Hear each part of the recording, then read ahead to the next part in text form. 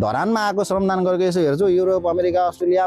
अमेरिकातिर बसेको होइन यहाँ श्रम गर्नु यहाँ रोड सफा गर्नु नपाएर बाटो खन्नु नपाएर मान्छे मलेसिया हो बाटो खन्नु नपाएको आधारमा मान्छे मलेसिया गयो भने त सबैले फर्काएर खनाउन भयो नि खनिहाल्छ नि तर के हो भने इन्कम हो क्या इन्कम पैसा त आउँदैन नि त पैसा आउँदैन पैसा नआएपछि मान्छेले काम गर्दैन श्रमदान भन्ने कुरो सबैभन्दा ठुलो कुरा छ कि यहाँ धरानमा आएको श्रमदान गरेको यसो हेर्छु युरोप अमेरिका अस्ट्रेलिया अमेरिकातिर बसेको होइन टक्कसँगले आएको 3 महिना छुट्टी महिना बसाउन आएको यसो 2-4 लाख पैसा खर्च गर्ने गरी आएकोहरू त्यहाँ गएर रमाइलो पनि हुने यसो फेसबुक फलोवर्स पनि बढ्ने सहयोग श्रमदान गरिरहेको अहिले त श्रम गर्नेले फेरि समाजले पनि मान्ने हो राम्रो श्रमदान गरिरहेको छ भने मान्ने भावनाले त्यहाँ आएर गरेको त्यो धरानको एउटा रिक्सा चालकलाई सोध्नु नि उसले कति दिन गरे त्यहाँ श्रम गरेछ जसले दिनभरि काम गरेन भने बेलुका खानु पाउँदैन त्यस्तो मान्छेले सोध्नु नि श्रमदान गर्नु गएको छ कि छैन ऊ त सक्दैन नि त दाइ होइन